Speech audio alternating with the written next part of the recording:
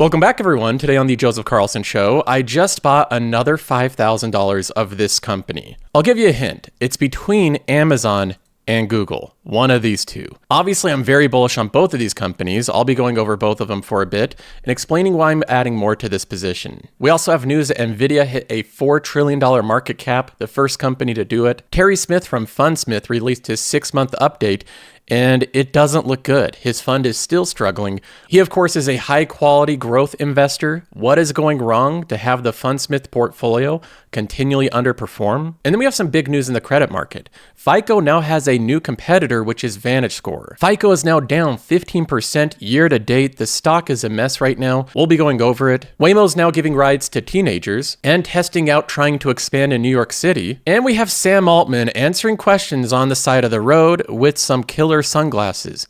We'll be looking at that as well. Now, to start things off, we jump into the latest buy here, the company that I've added another $5,000 to in my portfolio, and I said it was between Google and Amazon. These are two companies that I've spoken about over and over again over the past year or so, because I believe they're two of the most risk-adjusted returns in the market.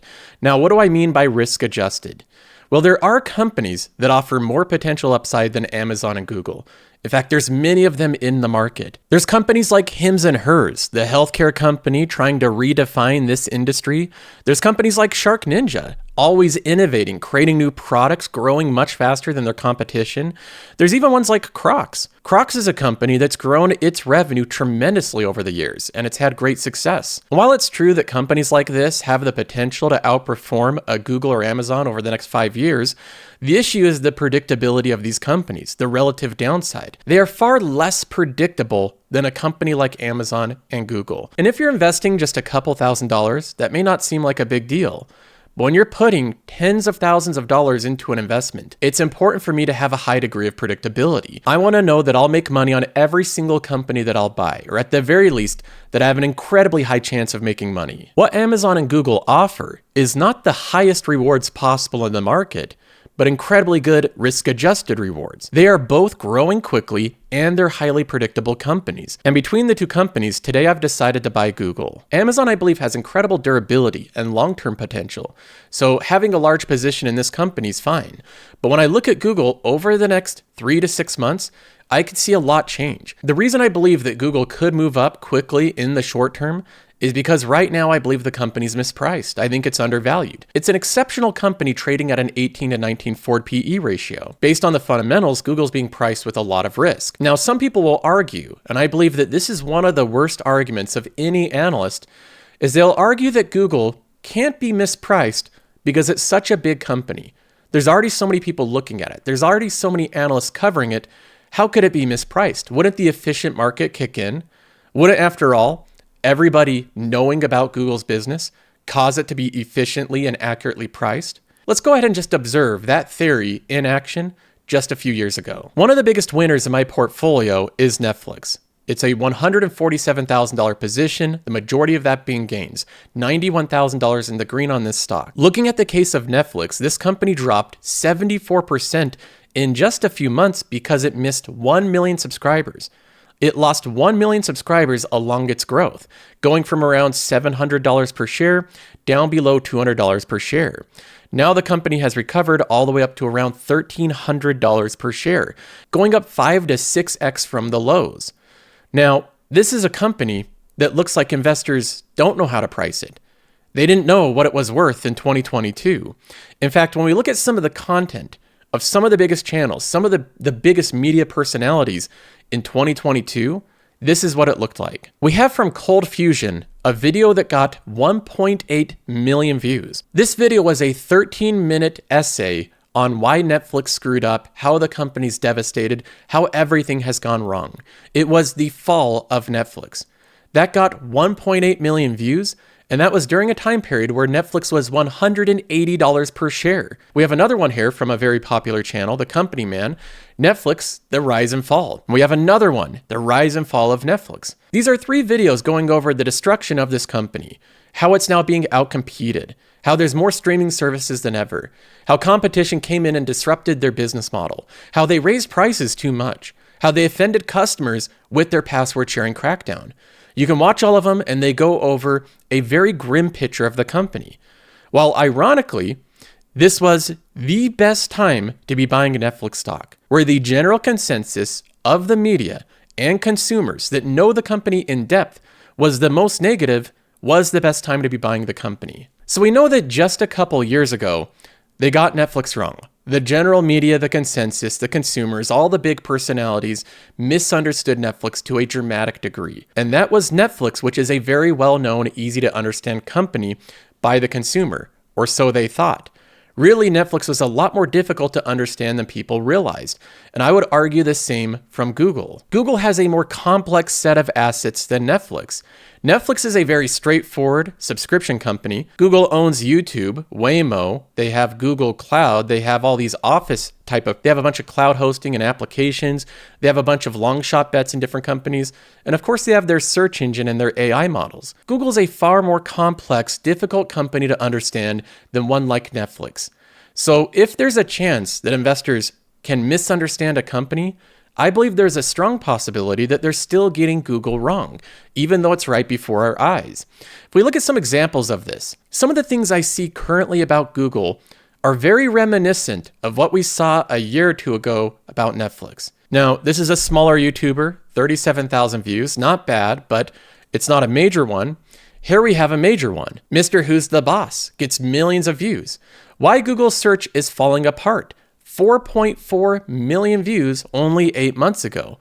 And then in the biggest text possible, it sucks, with devil bullhorns on top of the Google logo, and then it looks like blood on it. This is about as bad of a look as you can get as a company. It looks like something's going deeply, deeply wrong with Google. Then we have once the biggest channel on YouTube, the most subscribed at one point, which is PewDiePie, and him saying, "I'm done with Google," crossing out YouTube.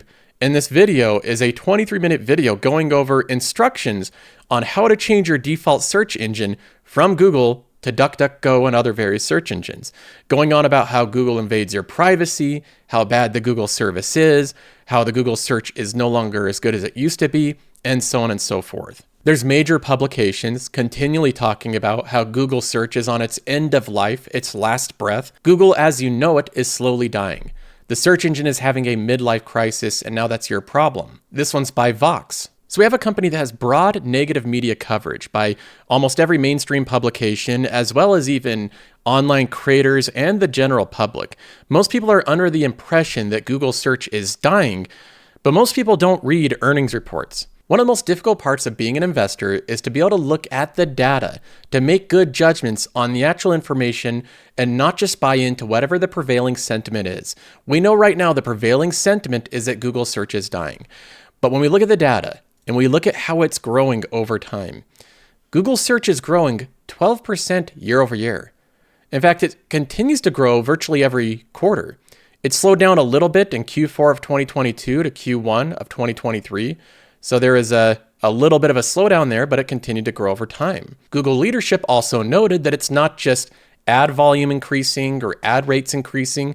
It's also the amount of users. There's more users and there's more queries. They're searching more. They're engaging more with it.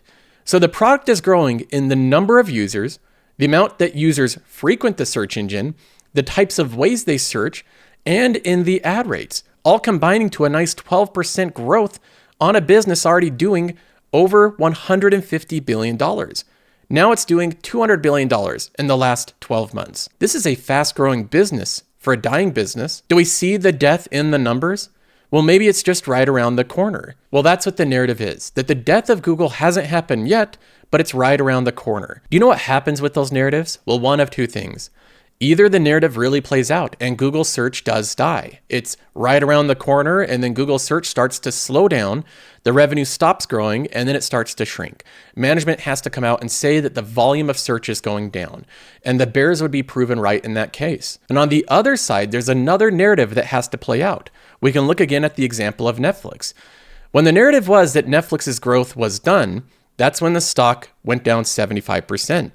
And if you can believe it, it was because of these quarters right here. We had right there a quarter where Netflix had 221.6 million subscribers.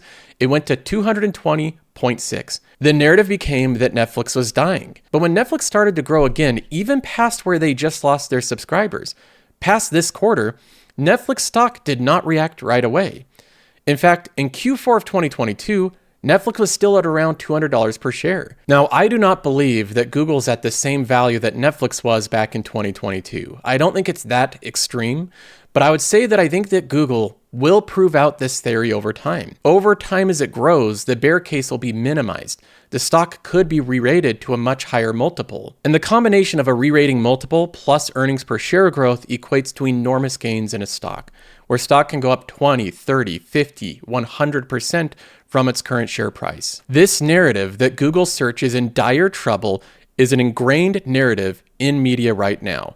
It takes time to uproot and disprove these narratives. When we look at Google search, I believe it has to continue growing for at least 2 to 3 more quarters for this narrative to fully die out. We need another full year of growth, and then I think this narrative will be dead. Google stock will be materially rated higher. So the bull case of Google is the death of this narrative, which is the death of Google search. When that narrative dies, this company could re-rate back to a 22 PE, 25 PE ratio. It would go from 180 to around 220, 230. We could see that happen in a short amount of time if we continually get good quarters. But there's always the downside in every company. What if we are wrong on Google? What if the search business does get pressured by ChatGPT? What if the bears are right in that regard? Well, this is where I believe the risk side of the risk-adjusted returns kicks in.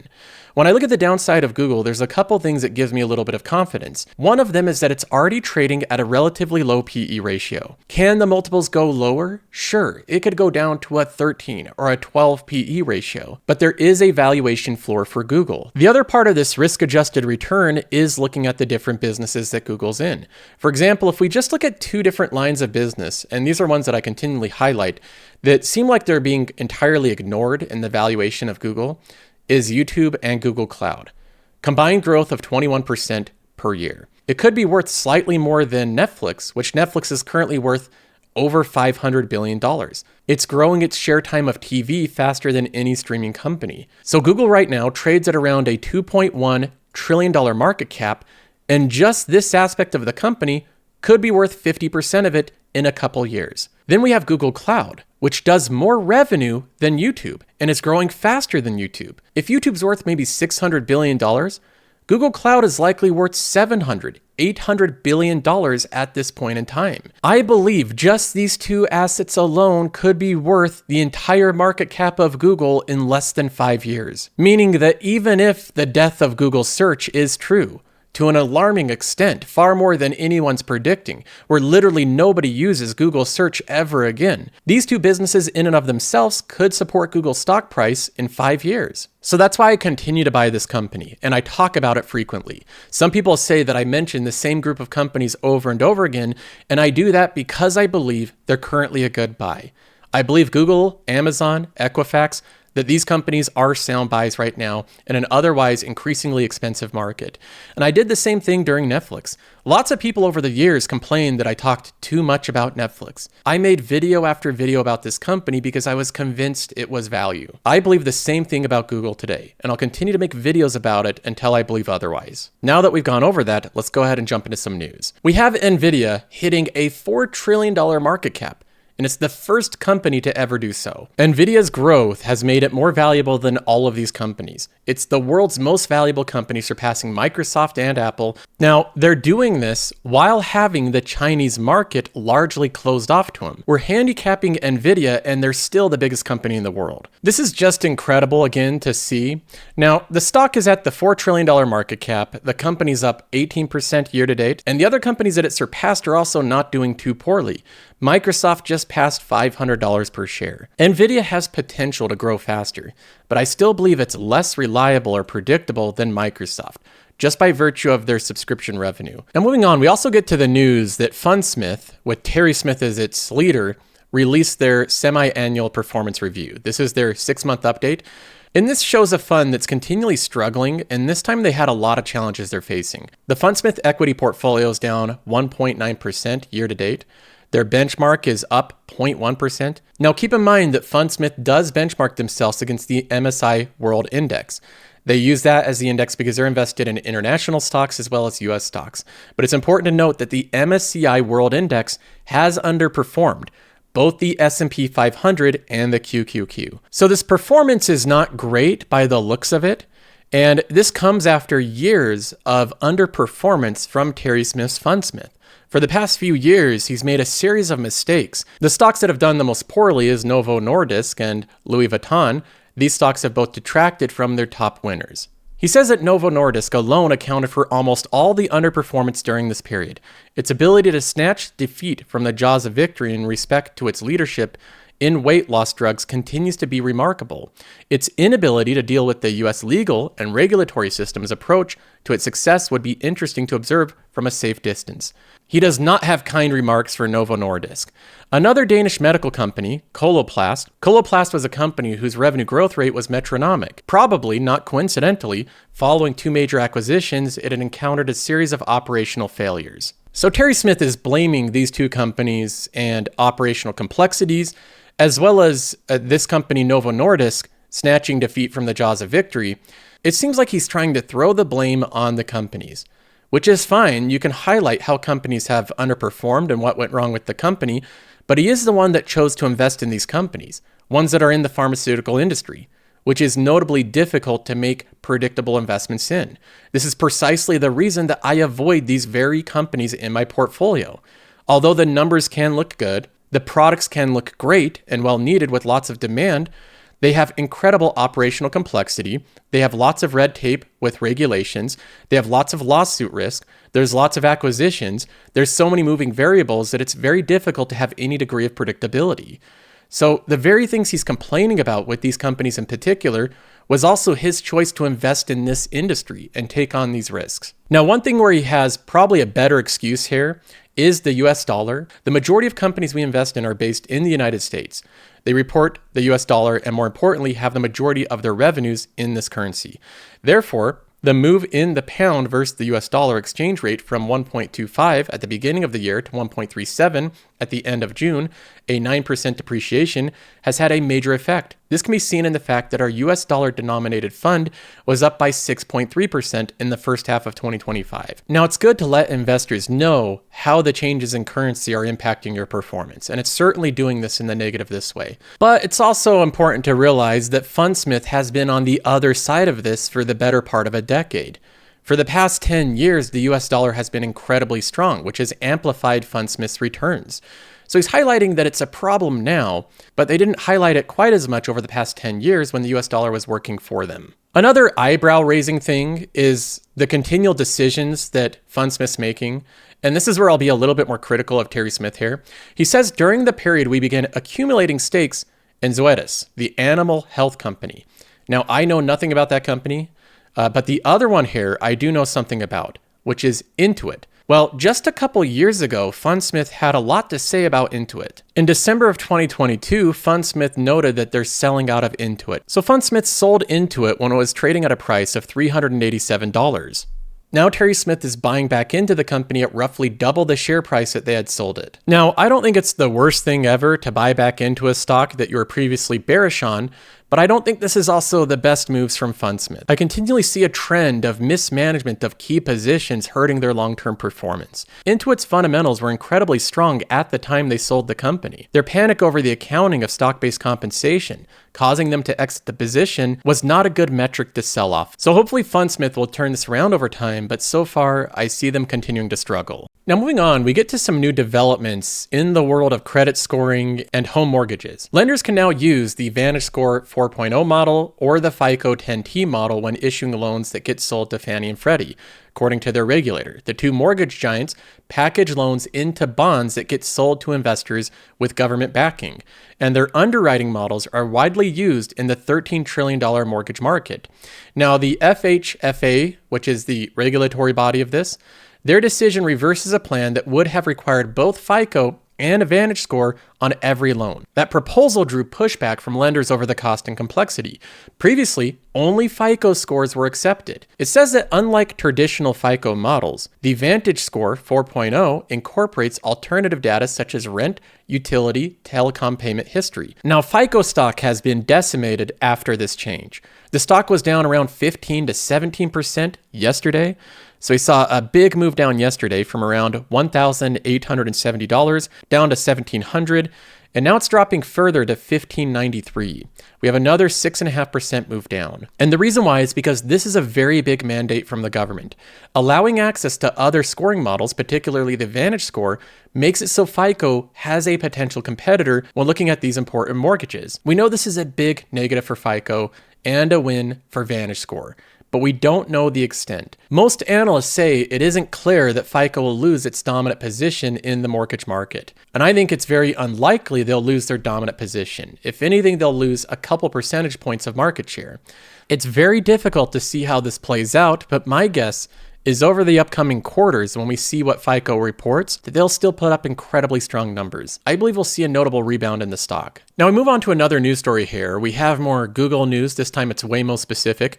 Waymo is offering accounts for teenagers to ride in their driverless cars. Waymo announced on Tuesday that it's offering accounts for teens 14 to 17 starting in Phoenix. I didn't know this, but previously users were required to be at least 18 years old to sign up for a Waymo account. I guess that makes sense. They want just adults trying out their new product, but it also shows that Waymo's not even being fully utilized right now.